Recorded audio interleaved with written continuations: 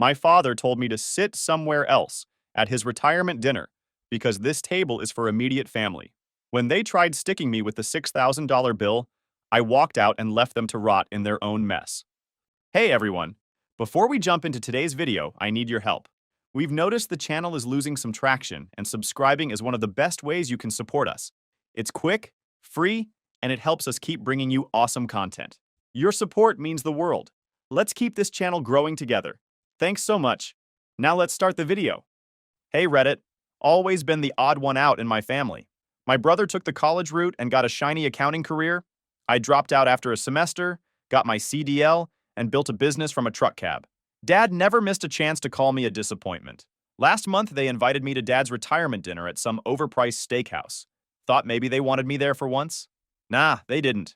Buckle up. I, 36 male, have been on the road for almost 15 years. Started as a company driver making shit money, sleeping in truck stops, and missing every holiday. Back then, I was pulling in maybe $38,000 a year while dealing with dispatchers who treated us like disposable parts. The cab of my first assigned truck smelled like 3 decades of cigarettes and fast food, but I had a plan. I saved every penny, lived like a monk in a $600 a month efficiency apartment with cinder block walls and a shower that barely fit my 6'2" frame, and eventually bought my own rig, a used Peterbilt 389 with 780,000 miles that I fixed up myself.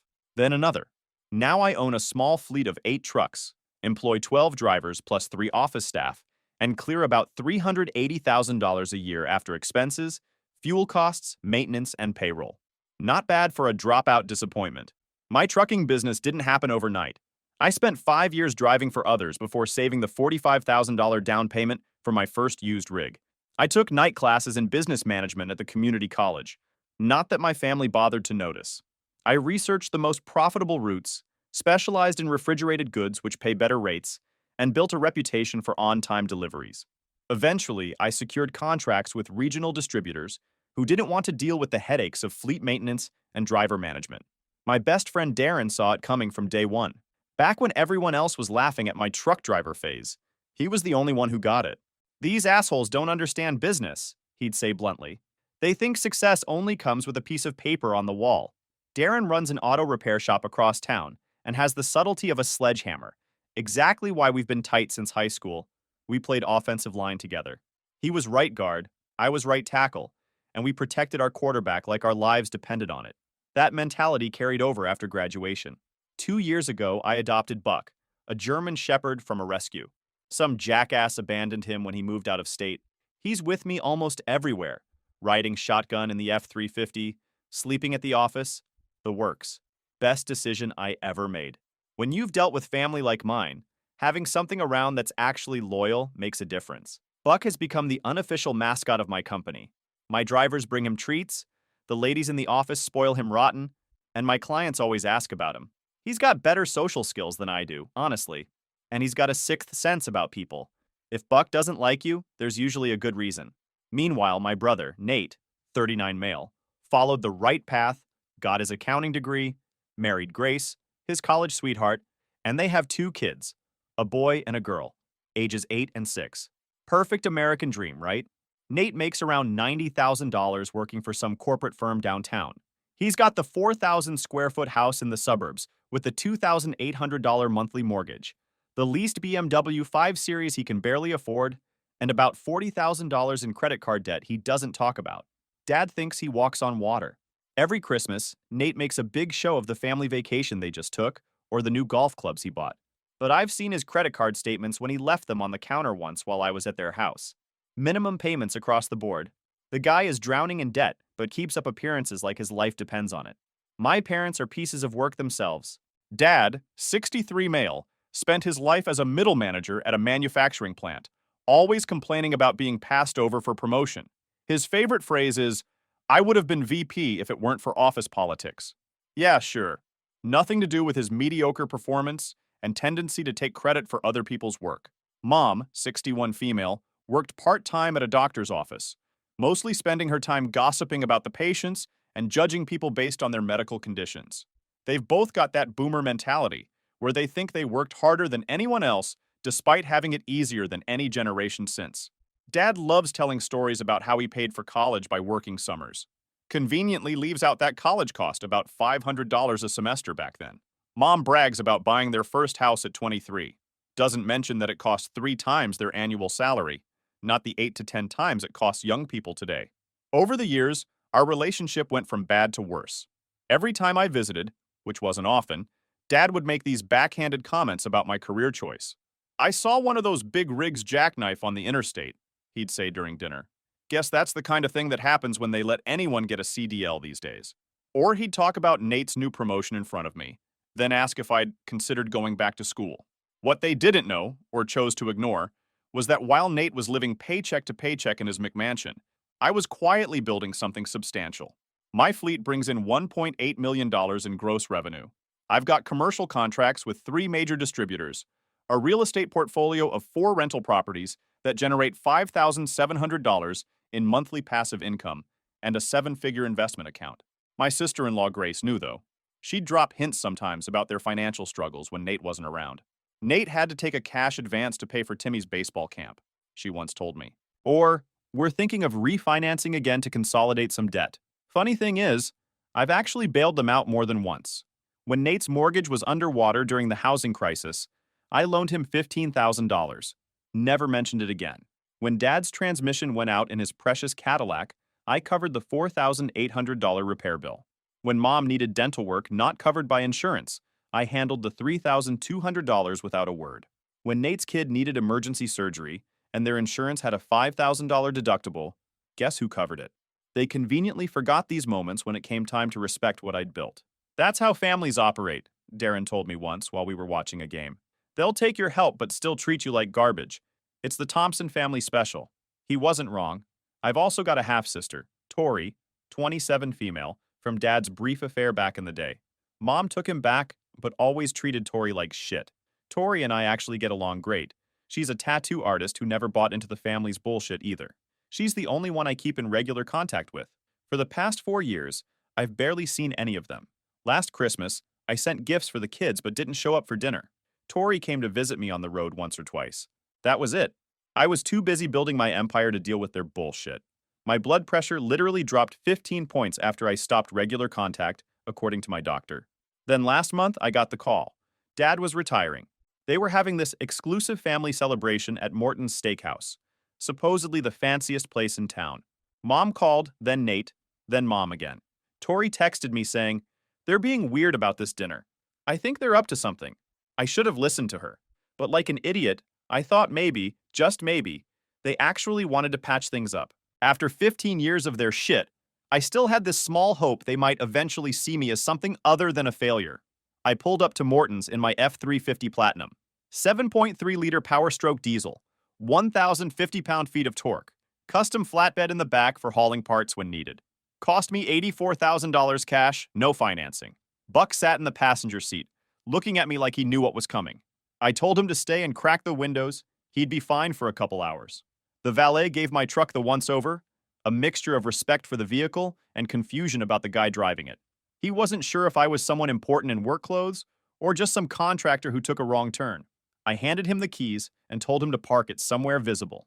"It's got a security system that gets triggered easily," I lied. "I just wanted it where I could see it from inside." Trust issues? Maybe, but they've served me well. The valet gave me a look like I was delivering meat to the kitchen. Whatever.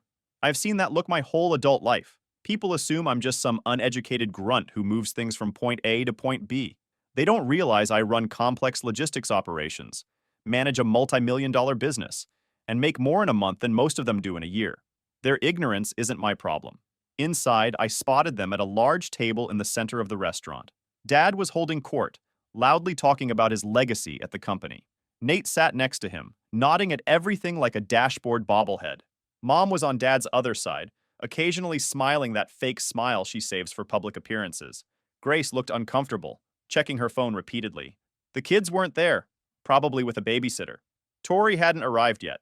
There was also a couple I didn't recognize. Turned out to be Dad's boss, Frank, and his wife, Diane. Great. An audience. When Dad saw me, he didn't stand up or anything.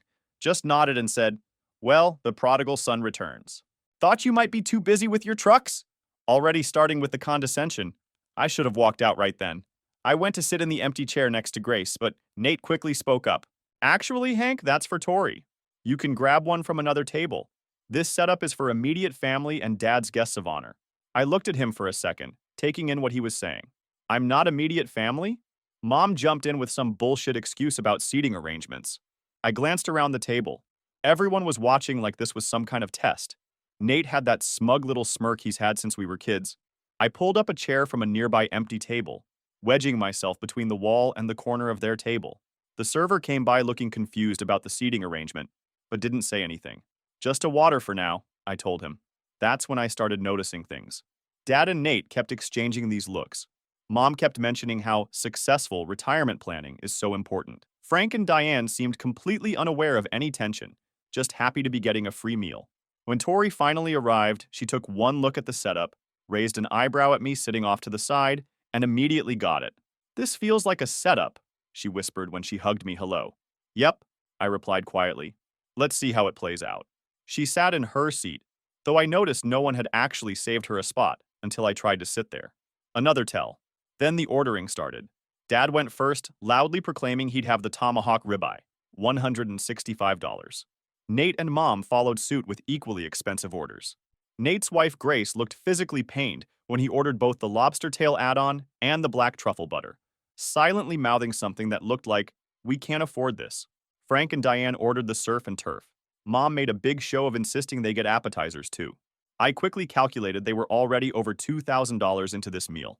As the food arrived and the drinks flowed, it became increasingly obvious what was happening. Every few minutes, someone would drop a comment about my trucking business or ask if I was doing okay financially. Those big rigs must cost a fortune in fuel these days, Nate said at one point. What are you paying, like $5 a gallon? Around that, I replied, not mentioning that I had bulk contracts with 3 fuel suppliers that kept my costs 22% below retail and a fleet card that gave me another 5% kickback. Hank's probably doing better than you think, Tori interjected. He's actually… Oh, I'm sure he's fine, Mom interrupted quickly. Though it must be hard living in that tiny apartment. I almost laughed. I hadn't lived in an apartment for years. I owned a house outright on 5 acres outside the city, $410,000, paid in cash 2 years ago. But they wouldn't know that since none of them had ever visited.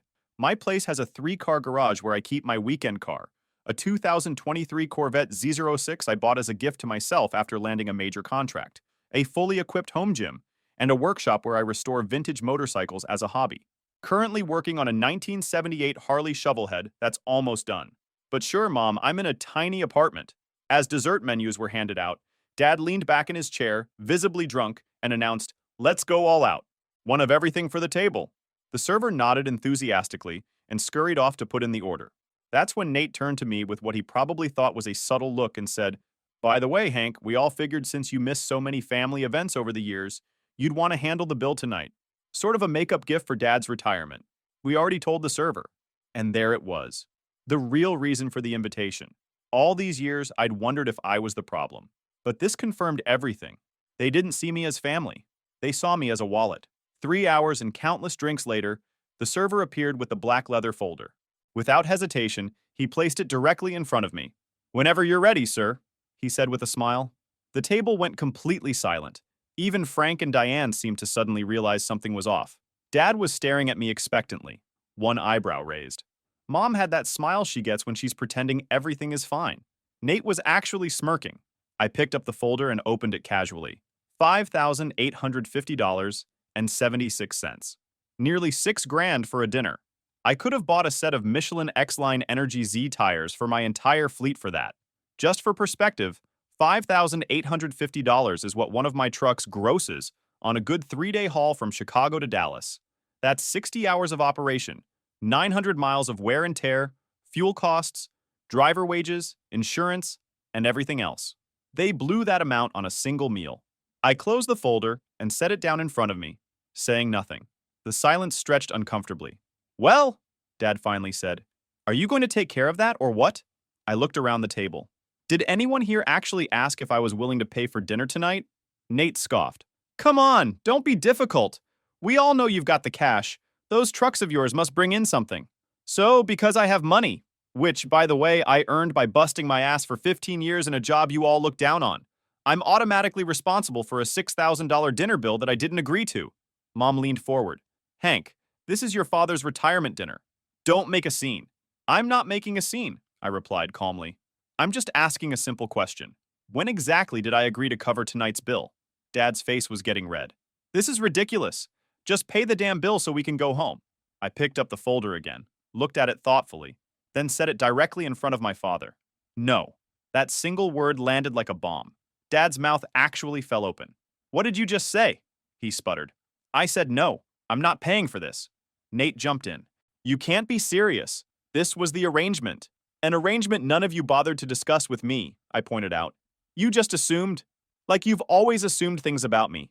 Frank and Diane were looking extremely uncomfortable now. Frank cleared his throat. Maybe we should contribute our portion. No, Dad said quickly. This isn't about you. My son is just being difficult.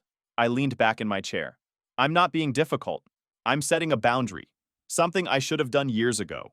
Tori was trying to hide a smile behind her hand. Grace was staring intently at her empty plate. Mom's voice dropped to that dangerous whisper she used when she was really angry. Hank James Thompson, you will pay this bill right now, after everything we've done for you. That made me laugh. Actually laugh out loud. After everything you've done for me? Let's review, shall we? You belittled my career choice for 15 years. You excluded me from family events. You've never once visited my business or my home. Dad, you told your golf buddies I was between jobs when I was building $1 million company. None of you, except Tori, even know what my company does or how successful it's become. Dad started to interrupt, but I held up my hand. No, I'm not finished. You know what successful retirement planning actually looks like? It looks like the diversified portfolio I started building at 25. It looks like living below your means and investing the difference. Not blowing $6 grand on dinner and expecting someone else to cover it. I pulled out my wallet, dropped $40 on the table for my water and tip, and started walking away. Hank! Mom called after me. You can't just leave! I turned back one last time. Watch me. The looks on their faces were priceless. Nate looked like he'd been slapped. Dad was turning purple. Mom was doing her shocked Victorian lady routine. As I walked out, I heard the manager approaching the table. The night was about to get even more uncomfortable for them. I made it halfway to my truck before I heard footsteps rushing behind me. It was Grace, Nate's wife, looking panicked. Hank, please, she said, catching up to me. They really can't cover this. Nate's been laid off for 3 months. He hasn't told anyone. That stopped me in my tracks. What? She nodded, looking miserable. The credit cards are maxed out. We're behind on the mortgage. Your parents aren't in great shape either. Your dad's retirement package wasn't what he expected. And you thought the solution was to trick me into paying for a $6,000 dinner? It wasn't my idea, she said quickly. Nate and your dad cooked this up. They figured you wouldn't make a scene in public, especially with Frank there. Why didn't Nate just ask me for help directly? Pride, she said simply. And your dad convinced him this would work. I almost felt bad. Almost. Then I remembered 15 years of snide comments, exclusion, and judgment. I remembered Nate telling our extended family that my business was just a phase, even after I'd cleared my first million in revenue. I remembered Dad introducing Nate's kids as his grandchildren, but referring to me as our younger son, like I was still a teenager and not a grown man running a successful business. Tell Nate he can call me tomorrow, I finally said. We can talk about a loan, but I'm not going back in there, and I'm definitely not paying for that ridiculous dinner. Grace nodded rapidly and hurried back to the restaurant. I got in my truck and sat there for a minute, watching through the window. I could see them all arguing at the table. Frank and his wife were pulling out their wallets, clearly contributing what they could. Buck perked up when I got in, tail wagging slightly against the seat. At least someone was glad to see me. The server was hovering nearby, looking increasingly concerned. The manager had joined him. I could only imagine the scene unfolding. But my son was supposed to pay. Well, he clearly isn't going to. This is outrageous! Sir, we still need someone to cover the bill. I started the engine and drove away. My phone started blowing up immediately with texts demanding I come back. I turned it off and just drove for a while, feeling lighter than I had in years. Driving calms me, always has.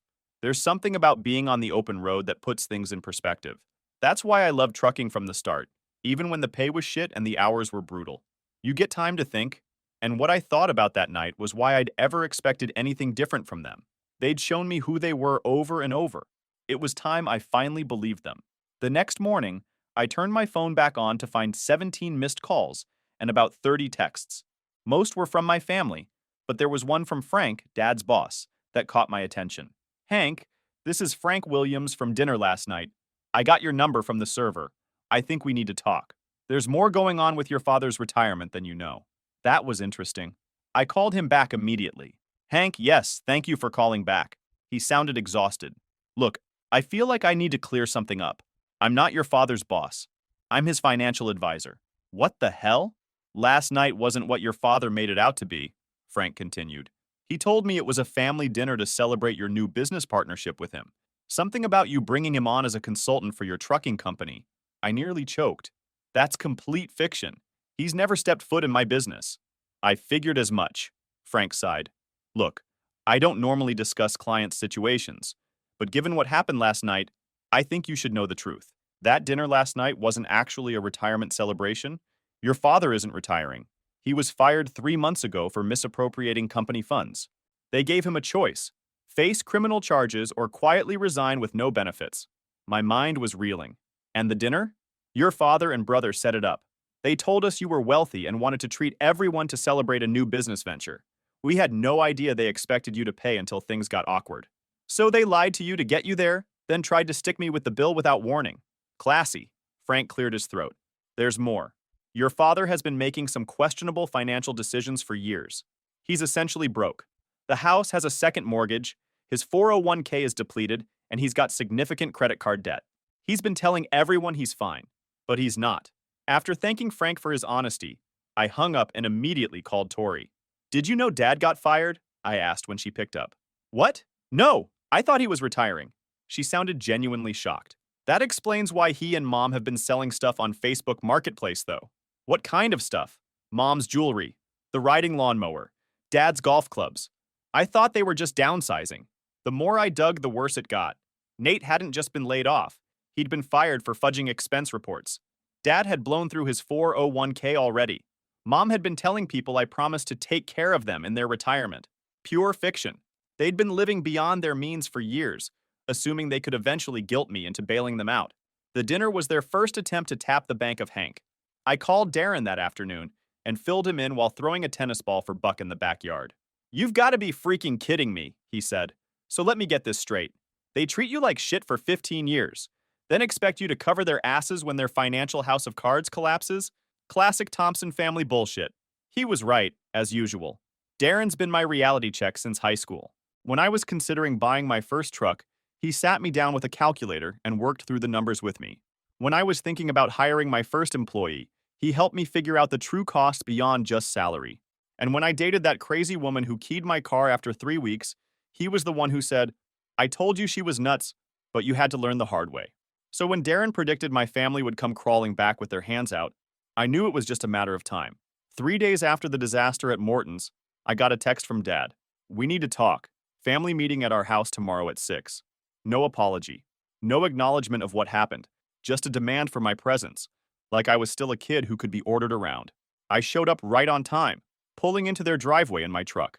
Buck sat alert in the passenger seat. I decided to leave him in the truck again. Partly because Mom is allergic, but mostly because I wanted a quick getaway option. The house looked the same as always from the outside, but I noticed the lawn hadn't been mowed in weeks, and Dad's precious Cadillac was missing from the driveway. Inside, they were all waiting. Mom, Dad, Nate, Grace, and surprisingly, Tori. They looked terrible. Have a seat, son, Dad said, gesturing to the couch. I remained standing. I'd rather hear what this is about first. Dad cleared his throat. We've hit a rough patch. I'm sure you figured that out by now. The company, well, there was a misunderstanding about some funds, and they decided to part ways. You mean you got fired for stealing? I said flatly. His face flushed. It wasn't stealing. It was an unauthorized loan I was going to pay back. You were taking company money without permission.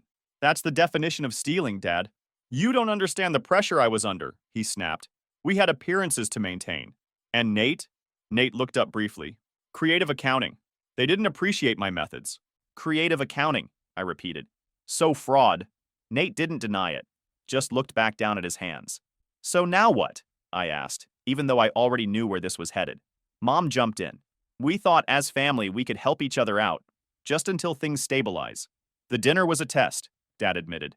We needed to see if you'd step up when needed. I laughed. A test I apparently failed. This isn't a joke, Hank, Mom snapped. We're about to lose the house. Nate's family might have to move in with us. We need help. I looked around at all of them. Let me get this straight.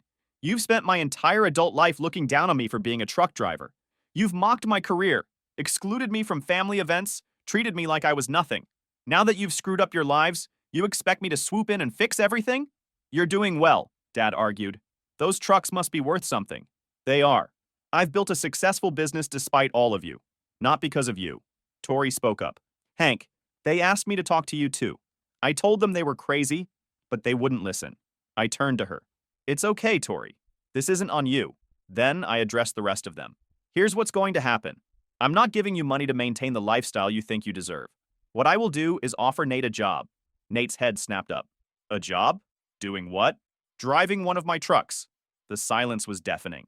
You want me to be a truck driver? Nate finally said, disgust evident in his voice. Yes. Starting salary is $75,000 plus benefits, full health insurance, $50,000 life policy, 401k with 3% match. It's honest work, Nate, the kind you look down on. I could see him doing the calculations in his head. $75,000 wasn't his old $90,000, but it was better than unemployment. But to work for his younger brother, doing the job he'd mocked for years. Dad stood up, face red. This is your idea of helping? Humiliating your brother? No, it's my idea of teaching him some humility. Something this family could use a lot more of. Mom was crying now. After everything we've done for you. That's the second time you've said that, I noted. And I'm still waiting to hear what exactly you've done for me, besides make me feel like shit for most of my life. No one had an answer. I reached into my pocket and pulled out a folded piece of paper. By the way, I paid off your dinner bill at Morton's. Their faces lit up momentarily. But, I continued, I've filed it as a loan with my company's attorney. I handed the paper to Dad. Those are the repayment terms. $6,000 plus 8% interest, due in full within 24 months. You can make payments monthly, or Nate can work it off at $250 per payment. Dad's hands shook as he read the document. This is a joke. It's a legally binding loan agreement. My attorney has already filed the paperwork. You can't be serious, Nate said. Completely serious. You wanted my money? Fine. But you're not getting it for free. And you're not getting it through manipulation. Grace looked like she might faint. Nate looked like he wanted to punch something. Dad was turning purple. Mom stood up dramatically. I can't believe I raised such a heartless son. You raised a son who learned to look out for himself because nobody else would, I corrected her, and who learned the value of actual hard work instead of shortcuts and schemes. I turned to leave, then stopped. Nate, the job offer stands. It's honest work that pays well. If you're man enough to take it, call me. And what if we don't pay the loan? Dad called after me. I turned back one last time. Then I'll take your house. It's listed as collateral in paragraph 3. It wasn't, and any lawyer would have thrown out the agreement in seconds. But watching the blood drain from his face was worth the bluff. Outside, Tori followed me. That was brutal, she said, but she was smiling. They had it coming. Oh, absolutely. So what now? You think Nate will take the job? Not a chance in hell, I replied. His pride won't let him, but he won't find anything that pays as well, especially with a firing for accounting fraud on his record. Buck was watching us through the window, head tilted. Tori laughed when she saw him. At least you've got one loyal family member. The next day, I went back to work like nothing happened. I had 3 contract bids to review, a maintenance schedule to approve, and a potential new driver to interview. 2 weeks later, Nate proved me wrong. He showed up at my office. He looked like hell. I'll take the job, he said, not meeting my eyes. I studied him for a moment. Part of me wanted to gloat, to rub his face in it, but that's not how I build my business. Good, I replied. You start Monday, 5 a.m. sharp. I've never driven anything bigger than my BMW, he admitted. We'll put you through training. You'll need to get your CDL. It'll take a few weeks, but we'll get you there. He was relieved and actually thanked me for the first time in his life. After he left, I called Darren. You're not going to believe this. Nate took the job. Holy shit, Darren said. Hell must be freezing over. We'll see how long he lasts, I replied. My bet's 3 weeks, Darren said. Want to put $50 on it? Make it $100. Dad and Mom eventually had to sell their house and move into a small apartment. They still tell family friends that I'm the villain who wouldn't help them in their time of need. That's fine by me. I learned long ago that you can't control what other people think of you. The loan agreement? I never filed it or enforced it. That wasn't the point. The point was showing them they couldn't manipulate me anymore. Nate lasted 3 months as a driver before quitting. I won the bet with Darren. Those 3 months changed him, though. He gained a new respect for what I do. He found an entry-level accounting job after that, making about half what he used to. Grace thanked me for at least giving him a chance. Told me he's different now over coffee one day. Nate and I aren't close, but we're civil now. He brings his kids over sometimes to swim in my pool and play with Buck. His son thinks his Uncle Hank's trucks are the coolest things ever. Maybe someday I'll teach him to drive one. Tori moved into my guest house for a while and opened her own tattoo shop with a small business loan I co-signed for her. She's doing great. Booked solid 3 months out with a growing reputation for custom mechanical designs like the ones on my arm. She paid back the loan in full a year early. Mom still doesn't talk to me much. Dad tries occasionally, usually when he needs something. I keep them at arm's length. As for me, I added 2 more trucks to my fleet last month, signed an annual contract with a national retail chain, bought another rental property that'll add $1,900 to my monthly passive income. Business is booming. Sometimes I think about what would have happened if I'd caved that night at Morton's. If I'd paid the bill, let them keep treating me like a failure who somehow had money. It would have never ended. One bill would have led to another, then mortgage payments, credit card bailouts, loans that would never be repaid. Instead, I held my ground, set boundaries, made them face reality. Darren still gives me shit about everything. Buck still rides shotgun everywhere I go, and I still don't get invited to family gatherings. And it's the best damn thing that ever happened to me.